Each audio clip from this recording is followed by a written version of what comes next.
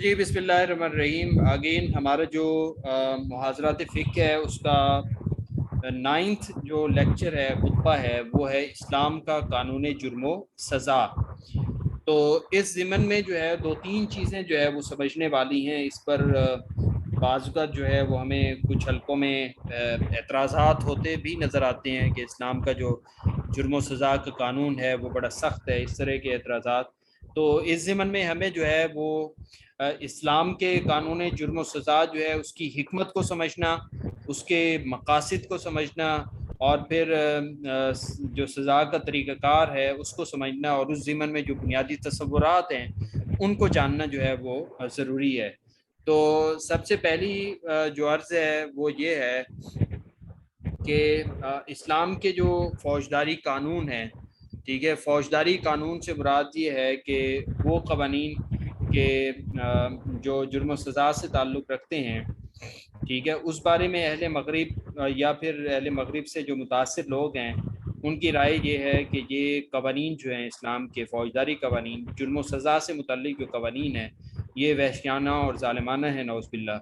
اور وہ یہ بھی اعتراض کرتے ہیں کہ اس میں جو ہے معاشرتی، اقتصادی یا نفسیاتی تقاضے جو ہیں ان کا خیال نہیں رکھا گیا، ٹھیک ہے۔ اور اس طرح کے اعتراضات کرتے ہیں کہ جو دور قدیم ہے اس کی وحشیانہ جو سزائیں ہیں وہ اسلام میں ویسے چلتی آ رہی ہیں۔ تو یہ اصل میں مغرب زدہ لوگ ہیں، ٹھیک ہے، انہوں نے جو ہے وہ قرآنی آیات یا حدیث پر جو ہے نئے سرے سے اجتہاد کر کے اور ان کو اپنے نئے معنی اور نئی تعبیرات دی ہیں اور اس کی کوششیں کر رہے ہیں۔ تو دراصل یہ جو ہے اللہ رب العالمین کے احکام سے انکار کی ایک خطرناک صورت ہے، جس میں اللہ رب العالمین کی طرف سے جو مقرر کردہ یہ جرائم پر سزائیں ہیں یا حدود ہیں ان پر جو ہے اعتراضات کرنا، دراصل اسلام پر اعتراض کرنا، اسلام کے احکام پر اعتراض کرنا جو ہے وہ ٹھیک نہیں ہے۔ اس کی وجہ یہ ہے کہ نعوذ باللہ جو ہے وہ اللہ رب العالمین جنہوں نے اس قرآن مجید کو نازل کیا اور جنہوں نے اس شریعت کو نازل کیا اور اس کے احکام کو نازل کیا، کیا نعوذ باللہ اللہ کو جو ہے آنے والے وقت کی یا اس کے جدید جو تقاضے ہیں ان کا علم نہیں تھا؟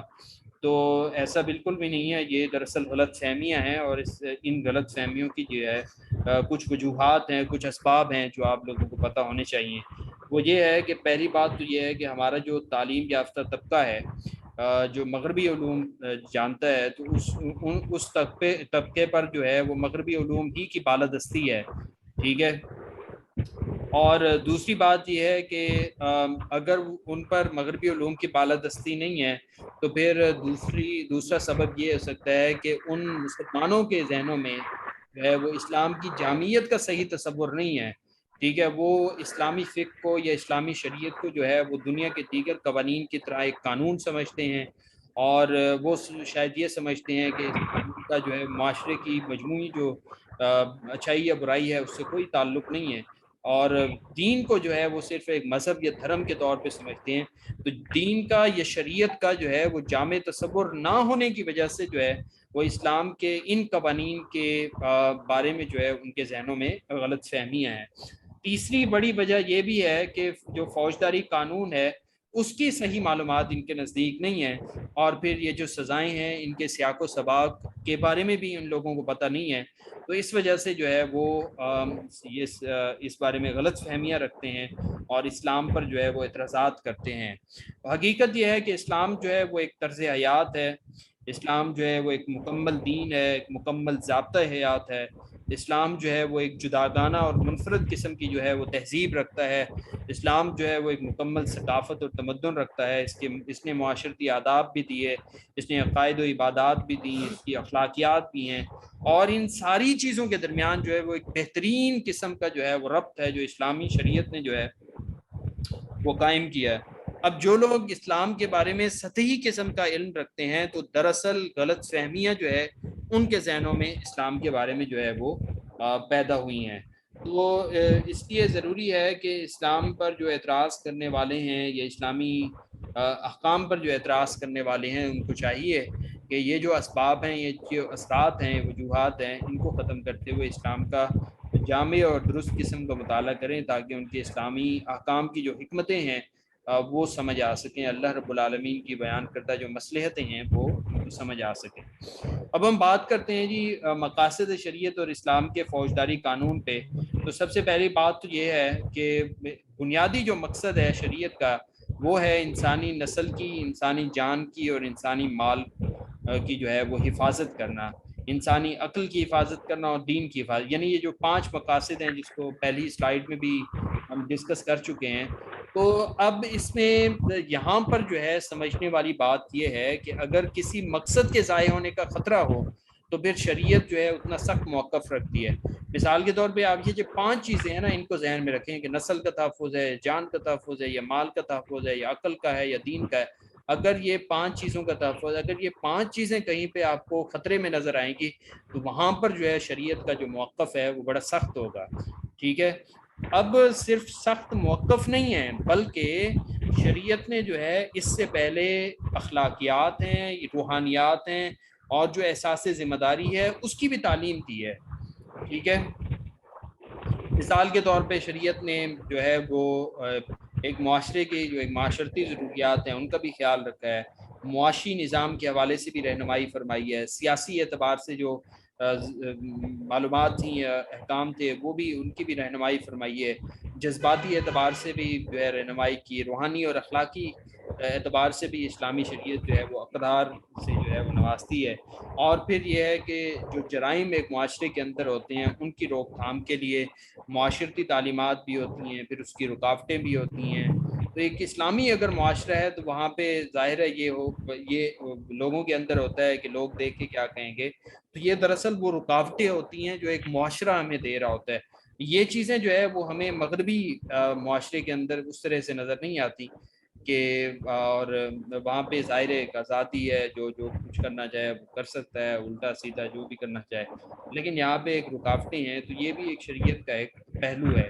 اور دوسری بات یہ ہے کہ اگر وہ معاشرہ واقعی اسلامی معاشرہ ہے تو اسلامی شریعت جو ہے اس کے اندر اسلامی ریاست کی ذمہ داری ہے کہ امر بالمعروف اور نہی عن المنکر کی جو ہے وہ فضا قائم کرتی ہے۔ پھر یہ ہے کہ شریعت کے اندر یہ جو 5 بنیادی مقاصد ہیں ان کا کسی بھی ضمن میں جو ہے وہ کوئی کمپرومائز نہیں ہے اس پہ، ٹھیک ہے۔ تو اس لیے جو ہے وہ ہمیں اتنے سخت اور کڑے اصول جو ہے وہ نظر آتے ہیں تاکہ معاشرہ جو ہے وہ صحت مند رہے۔ اب اس میں پہلی بات جو ہے وہ یہ ہے کہ عدل اور رحمت کا جو ہے وہ باہمی ربط کیا ہے، ٹھیک ہے۔ یعنی بعض لوگ جو ہیں انہوں نے جرائم کی سزاؤں کا ذکر کرتے ہوئے کہا کہ آپ صلی اللہ علیہ وسلم تو رحمت للعالمین تھے، ٹھیک ہے، لیکن آپ کو یہاں پہ یہ بات سمجھ آنی چاہیے کہ یہ دراصل جو ہے یہ والا نقطہ اٹھانا اس موقع پہ یہ دراصل جذباتی بلیک میلنگ ہے، ٹھیک ہے۔ تو یہ ایسے ہی ہے جیسے کوئی جرم کا ارتکاب کرے پھر آپ اپنے والدین کو لے آئے، ٹھیک ہے۔ تو دراصل اسلام جو ہے اس میں جو ہے وہ اعتدال ہے، اعتدال اس طرح ہے کہ رحمت بھی چلتی ہے اور عدل بھی چلتی ہے۔ اب جو مقتولین ہیں یا جن لوگوں سے زیادتی ہوئی ہے، اسلام جو ہے ان کے ساتھ تو رحمت کا اور شفقت کا جو ہے رویہ رکھتا ہے، اور اسلام کہتا ہے، اسلامی شریعت کہتی ہے کہ یہ جو مقتولین ہیں یا مظلومین ہیں یہ دراصل جو ہے وہ زیادہ مستحق ہیں اس رحمت کے، ٹھیک ہے۔ اور ایک اور حدیث جو ہے وہ اس ضمن میں آپ کو رہنی چاہیے یاد کہ انصر اخاک ظالما او مظلوما، کہ اپنے بھائی کی مدد کرو بھلے وہ ظالم ہو یا مظلوم ہو۔ تو مظلوم کی مدد تو سمجھ آتی ہے، ظالم کی مدد کا مطلب یہ ہے کہ اس کو ظلم سے جو ہے وہ روکا جائے، ٹھیک ہے۔ اب اس کے بعد جو ہے وہ جو اسلامی سزائیں ہیں ان کے مقاصد جو ہے وہ آپ کو پتہ ہونے چاہیے کہ اسلامی سزاؤں کے مقاصد جو ہے ان مصلحتوں کا خیال رکھنا ہے یا ان مقاصد شریعت کی حفاظت کرنا ہے کہ جن کی طرف جو ہے وہ پہلے اشارہ کیا جا چکا ہے، ٹھیک ہے۔ تو اس لیے جو ہے وہ اس طرح کے جو ہے وہ سزائیں دی گئی ہیں۔ اور پھر جو ہے جو متعین سزائیں ہیں ان کو تو ہم حدود کہتے ہیں، اور جو سزائیں جو ہے وہ حکمران کی طرف سے ہوتی ہیں، قاضی کی طرف سے ہوتی ہیں، تو اس میں قاضی کو حکمران کو یہ اختیار ہوتا ہے کہ ان سزاؤں میں کمی بیشی کر سکتا ہے۔ تو ایسی سزائیں کہ جن میں کمی بیشی ہو سکتی ہے ان کو تعزیرات کہا جاتا ہے، ٹھیک ہے۔ تو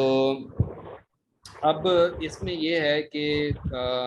یہ جو حدود و تعزیرات ہیں، ٹھیک ہے،